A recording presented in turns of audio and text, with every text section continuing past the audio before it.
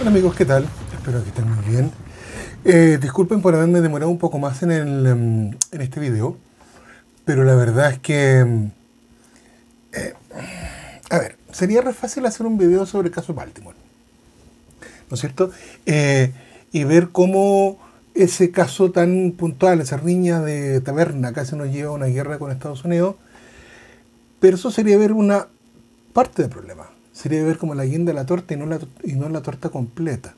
Entonces, preferí estudiar un poco más a fondo el caso, recabar más antecedentes, y la verdad es que es bastante más complejo y parte prácticamente con la independencia de Chile y las relaciones que se empezaron a tener con Estados Unidos a partir de 1820 y algo, más o menos. Por eso es que, además que yo quería hacerlo en una sola entrega, van a ser dos porque el tiempo no da y la historia es súper entretenida, súper rica y llena de detalles, llena de cosas. Así que vamos a ir viendo todo eso y nos vamos a ir entreteniendo porque realmente es muy interesante. Bueno, como les dije, para poder entender cabalmente cómo y por qué llegamos a este casi punto de quiebre con Estados Unidos, necesariamente debemos hacer la historia, y esta historia comienza, si ustedes quieren, en 1823, cuando Estados Unidos estaba conformado solo por 24 estados. Y todos aquellos estados prácticamente en la costa atlántica de ese país, tal como lo estamos viendo en pantalla, aún no empezaba el avance hacia el Pacífico y no era considerado para nada alguna potencia dominante, ni económicamente ni militarmente. Por tanto, era un país que sí, grande, que estaba en expansión, pero todavía le faltaba mucho para ser lo que llegó a ser o lo que es hoy día. Ahora, ¿por qué 1823? Se preguntarán ustedes. Bueno, porque ese año el secretario de Estado y futuro presidente de Estados Unidos, John Q. Adams, elaboró la doctrina de América para los americanos. Es más larga, más compleja, pero dejémoslo ahí. América para los americanos. Esta doctrina fue dada a conocer por el presidente en ejercicio en ese minuto, James Monroe, en un discurso que dio ante el Congreso de los Estados Unidos, y desde entonces se conoce como la doctrina Monroe. ¿No es cierto? Entonces la doctrina Monroe es igual a América para los americanos. Bueno, básicamente la doctrina Monroe es una advertencia a las otras potencias europeas, las que emergían victoriosas después de la guerra napoleónica. Estoy hablando de Inglaterra, Prusia, Rusia, Austria, que venían saliendo más hasta el tratado que se firmó en 1814 con el Sacro Imperio Romano. En fin, era todo un movimiento europeo muy, muy interesante, muy grande, pero esta doctrina Monroe de América para los americanos fue la advertencia para estas potencias emergentes que no intentaran recuperar las colonias en América, que ya habíamos, todas estas colonias habían empezado el proceso de independencia básicamente de la corona española. ¿Okay? Incluso para 1823 muchos ya la habíamos terminado, otros todavía estaban en proceso, pero ya estábamos prácticamente independientes. Ahora, si bien es cierto que el apoyo que los Estados Unidos podían dar a esta nueva república americana era básicamente moral, o sea, nada más que eso, porque militarmente poco y nada podían hacer, quizás algo en el Caribe, pero muy poco. Pero a pesar de ello, esta doctrina, la doctrina Monroe, ayudó a detener los planes de reconquista, sobre todo de España. Recordemos que España estaba en un punto de ebullición bastante álgido, y que quería de alguna manera reconquistar su imperio de las Américas que tanto poder le había dado. Bueno, unos pocos años después de esta 1823, comenzó la expansión de Estados Unidos hacia el oeste, hacia la costa del Pacífico, con la incorporación de los terrenos de las llanuras centrales, hasta llegar a California y anexarla en el año 1850, luego de la guerra que Estados Unidos tuvo contra México entre 1846 y 1848. Sí, ya sé lo que me están diciendo, qué pasó con Arizona, Nevada, Nuevo México. Sí, pero como Estado parte de la Unión de los Estados Unidos, California se incorpora en 1850 y los otros estados un poco después, como Estado. ¿ok? Como organización territorial. Bueno, de aquí voy al norte. Estados Unidos se está expandiendo, está creciendo, pero en el extremo sur del continente también sucedían cosas. Los británicos habían enviado 2 expediciones a la región austral con el fin de hacer trabajos hidrográficos y cartográficos, los cuales fueron muy buenos, fueron formidables. Sobre todo en el estrecho de Magallanes. Estas expediciones la primera fue comandada por Philip Parker King y luego por el gran Robert Fitzroy. Pero ambas expediciones respetaron la soberanía chilena en la zona. Nunca quisieron poner una pata encima, digamos. ¿Okay? Sin embargo, el caso de los franceses es distinto. En 1838, 2 corbetas francesas al mando, espero decirlo bien, Julio César Dumont d'Urville, permaneció varios meses en Puerto de Hambre haciendo trabajos hidrográficos de nuevo. Y al retornar a Francia, Dumont d'Urville manifestó a las autoridades francesas la conveniencia de establecer una colonia en el estrecho de Magallanes para dar soporte a las naves que por ahí cruzaban. La cosa fue bien recibida y con el fin de explorar el lugar ideal donde se establecer dicha colonia, Francia envió a la fragata Phaeton a la zona del estrecho, previo paso por las Islas Malvinas. Ahí había otro conclave interesante que analizar. Bueno, debemos recordar que en 1842, mismo año que se envía la Phaeton, fallece en Lima nuestro prócer Bernardo Higgins Riquelme, y todos sabemos que sus últimas palabras fueron Magallanes, Magallanes, dando a entender que Chile necesitaba tener ese paso estratégico entre los 2 océanos. El entonces presidente de Chile, don Manuel Bulnes, que conocía mucho personalmente a Higgins, que lo seguía, que lo admiraba, le hizo caso y envió 2 expediciones, una al norte, que ya le hemos hablado, y otra al sur, ¿no es cierto?, que parte desde la isla de Chiloé, específicamente de Ancud, la goleta Ancud, ¿no es cierto?, al mando de John Williams, o más conocido como Juan Guillermos. ¿Por qué Juan Guillermos? Porque en la época todos los oficiales de la Armada de Chile tenían que tener nombres hispanos. Y John Williams, traducido al español, es Juan Guillermos. John Williams, papá de Juan Williams Robilleo, el héroe de la Guerra del Pacífico. Bueno, Juan Guillermos parte con su goleta Ancud en 1843, principio, a tomar posesión del estrecho de Magallanes. Y así, el 21 de septiembre del 43, con 21 cañonazos, don Juan Guillermos toma posesión del estrecho a nombre de nuestro país, izando una bandera chilena y levantando un acta para el efecto, la que fue firmada por los integrantes de la expedición que iban con él, y como por ejemplo el naturalista alemán Bernardo Filippi, conocido nuestro también. Bueno, con ello Magallanes pasa a ser el territorio de Magallanes pasa a ser parte integral de la República de Chile.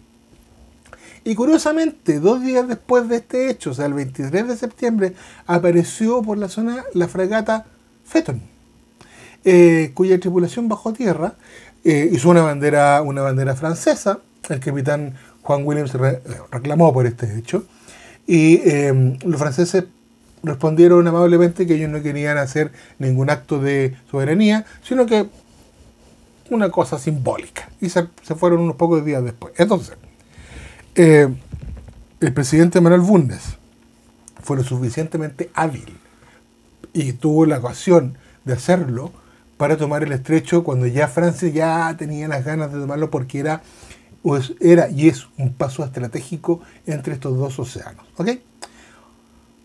Dejemos hasta ahí el sur, volvamos al norte ahora.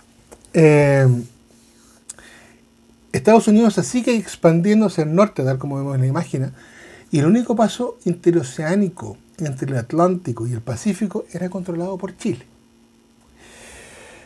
Para que nos hagamos una idea, el problema radicaba que la distancia que se debía recorrer para llegar desde Nueva York a San Francisco por mar, por abastecer los navíos, ¿no es cierto?, era algo cercano a los 22.000 kilómetros, y que para la época que se usaban veleros todavía, el viaje podía durar entre 4 y 6 meses. O sea, una cuestión sumamente larga y a veces más, también 7 veces también.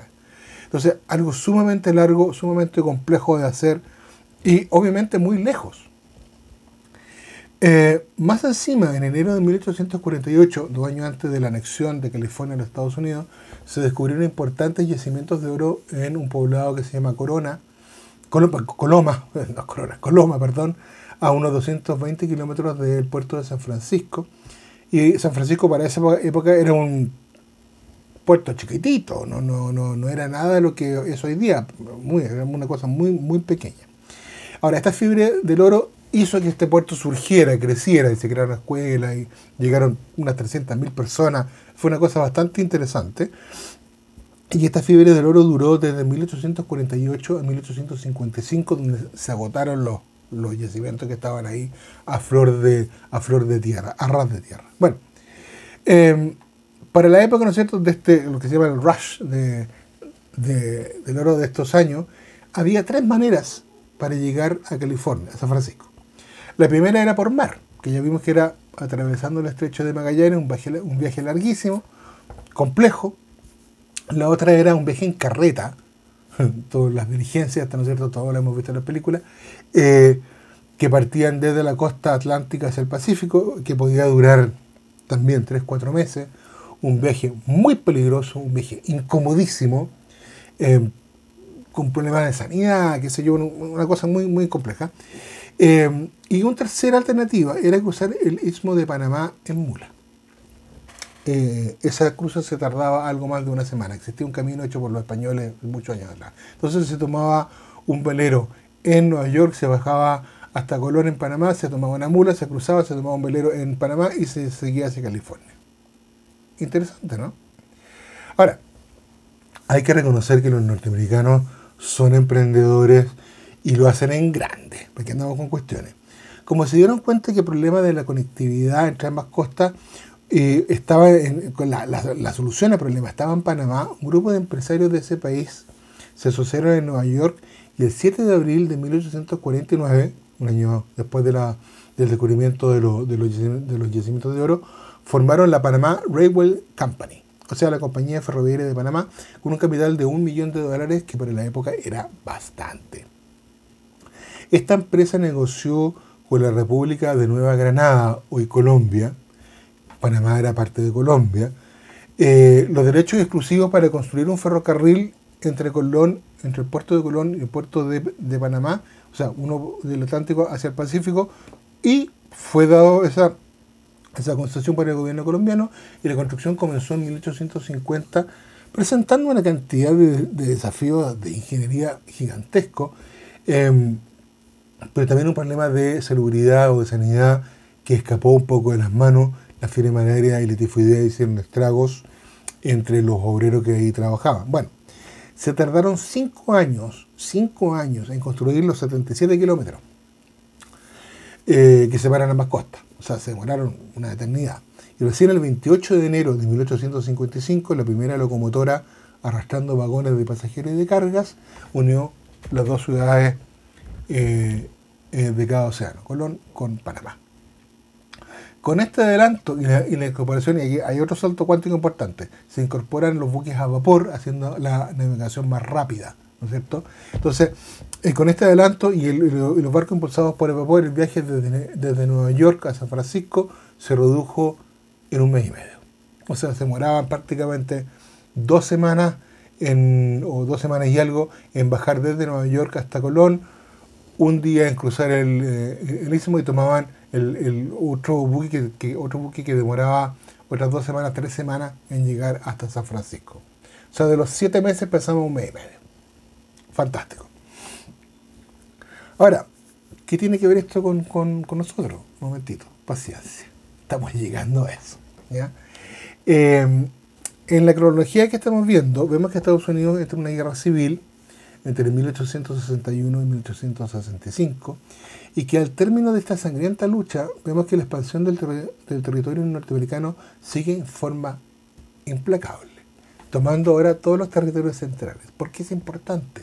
Porque se empieza a construir el ferrocarril, que va a unir en el mediano plazo de esa época ambas costas. Ahora, ¿por qué menciono la guerra civil norteamericana? Porque lógicamente esta guerra debilitó la posición de Estados Unidos en el continente, su intento de supremacía, su neoimperialismo en el continente, y no es casualidad que justo en 1863 los buques de la Real Armada Española aparecieran por nuestras costas en una misión científica. ¿Okay? Y que por varios incidentes, entre ellos el más destacable es el de Talambo, en Perú, donde murió un colono español presumiblemente asesinado por un hacendado peruano. Todo esto empieza a enturbiar el ambiente, empieza a enredar la cuestión, y en 1865 estalla la guerra contra España, también llamada la guerra de Hispanoamericana, donde Perú y Chile se juntan, forman una alianza, que en un principio después se suma Bolivia y Ecuador, y se enfrentaron a los buques de la corona española que ya estaban surcando por nuestras naves los combates de Papúa, los combates de Callao, ¿no es cierto? Son los más importantes, y el de Callao marca, que fue en 1866, marca el fin de la guerra, la parte bélica, la parte de política siguió, pero la parte bélica, y retornan las naves españolas a su país, dando la vuelta al mundo. Se dirigen por el Pacífico hacia África y después cruzan hacia Europa. Entonces, cuando Estados Unidos se vio debilitado por su problema interno, rápidamente España intentó resurgir su antiguo imperio. Bueno, y llegamos a 1879, donde estas dos historias las dos historias que vamos a seguir ahora, comienzan a desarrollarse en paralelo. Tenemos a Estados Unidos ya finalizada su guerra civil, tenemos un Chile, una Sudamérica compleja, con Argentina contra Chile, Perú, metido, Bolivia, qué sé yo, y en 1879 todos sabemos que el 14 de febrero tropas chilenas desembarcan en el puerto boliviano de Antofagasta y reivindican para nuestro país, para Chile, todos los territorios al sur del paralelo 23. Y de forma oficial, el 5 de abril estalla la guerra del Pacífico. Para los que recién se incorporan al canal y están viendo este video, hay otros videos que hablan este tema en específico, así que búsquenlo por ahí.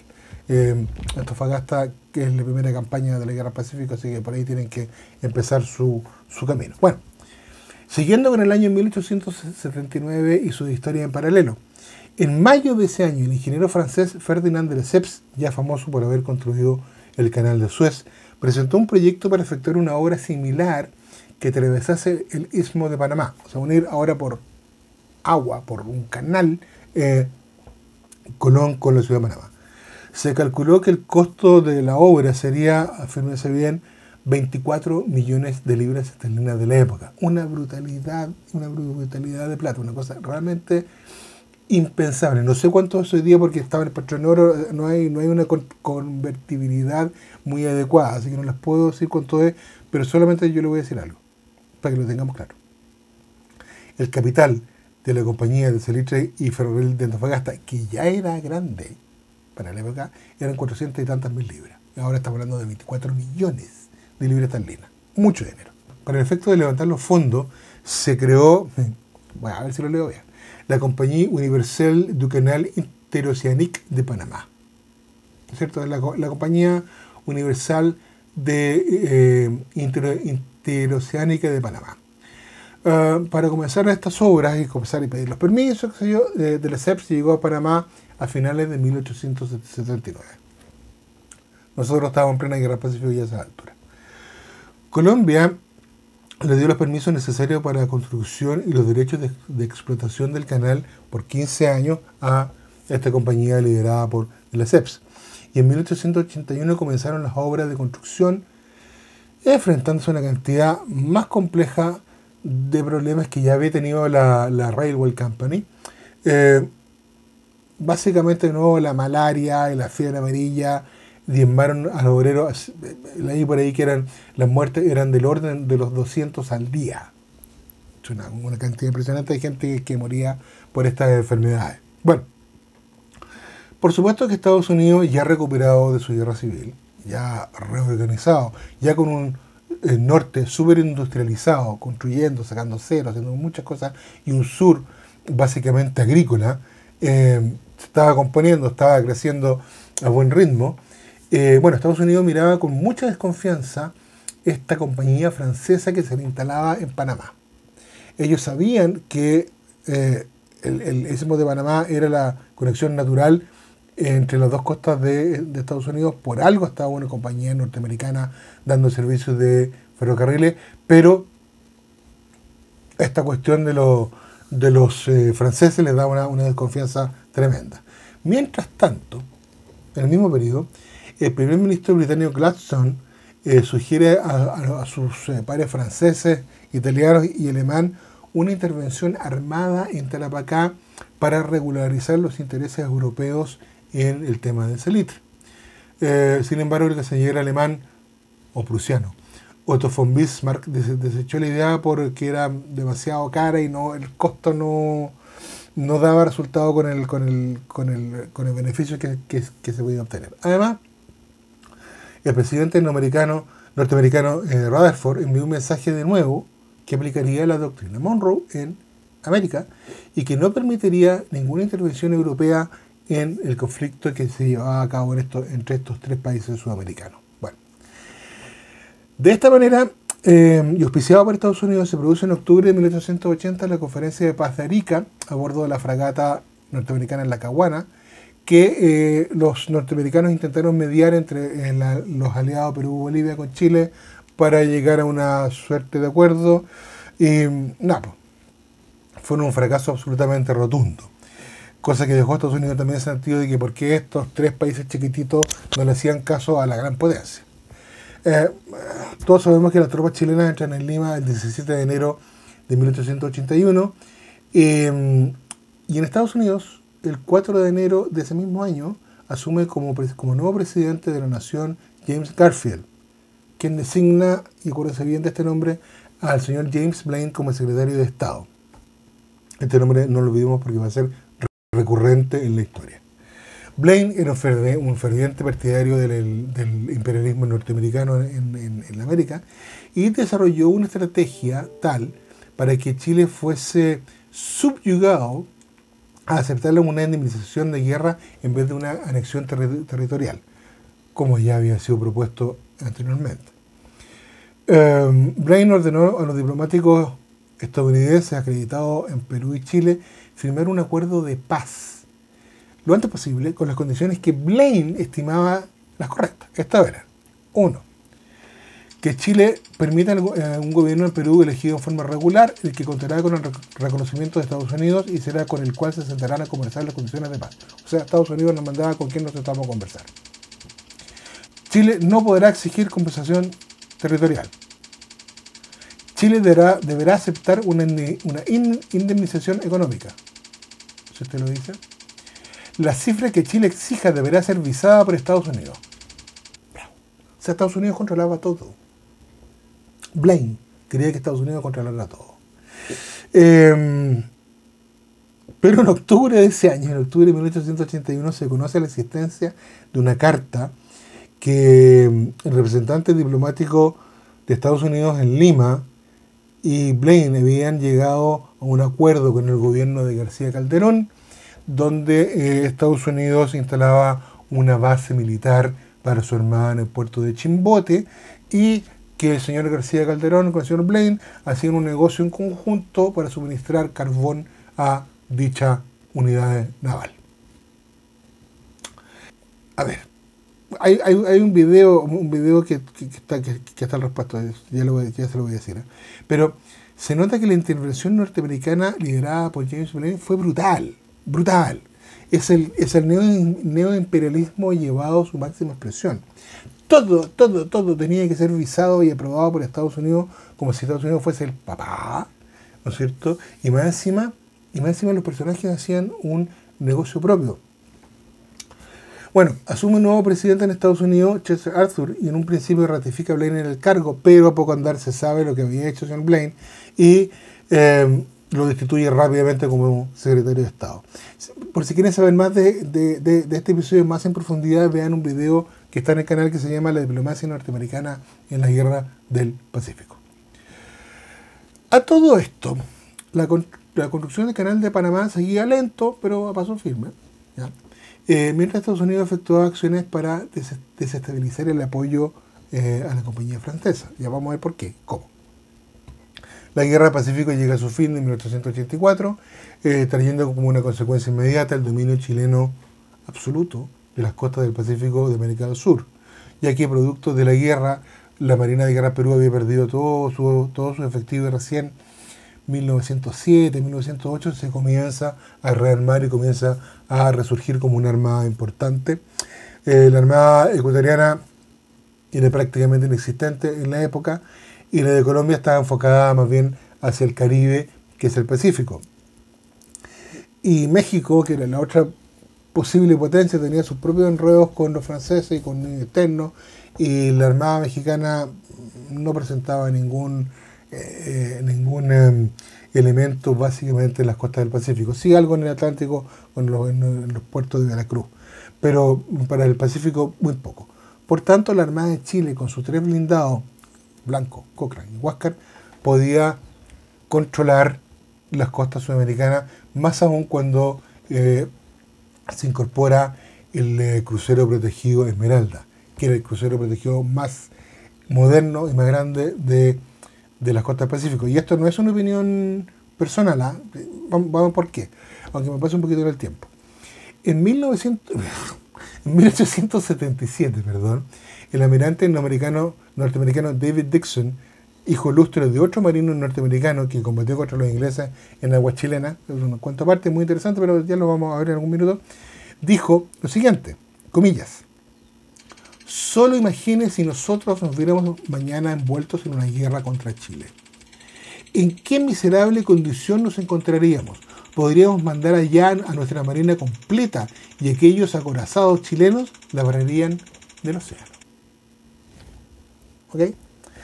También el Benjamin W. Harris, que era congresista por el estado de Massachusetts y presidente del Comité de Asuntos Navales, expresó su preocupación al respecto con el siguiente discurso, comillas: es manifiesto que en un conflicto con esta pequeña nación, Chile, los Estados Unidos estarían desamparados para resistir el primer ataque y Chile podría imponer tributo a la ciudad de San Francisco o sellar el Golden Gate como una muralla de hierro.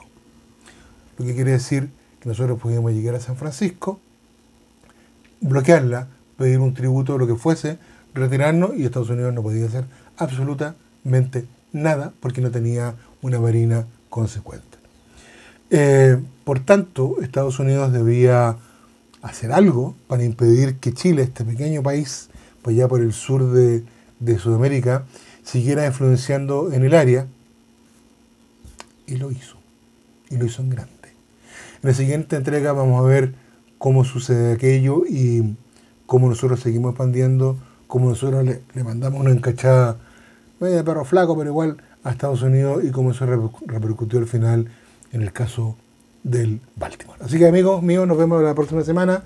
Me voy a demorar menos esta vez. Chao, chao, que estén muy bien, cuídense mucho, nos vemos. Chao.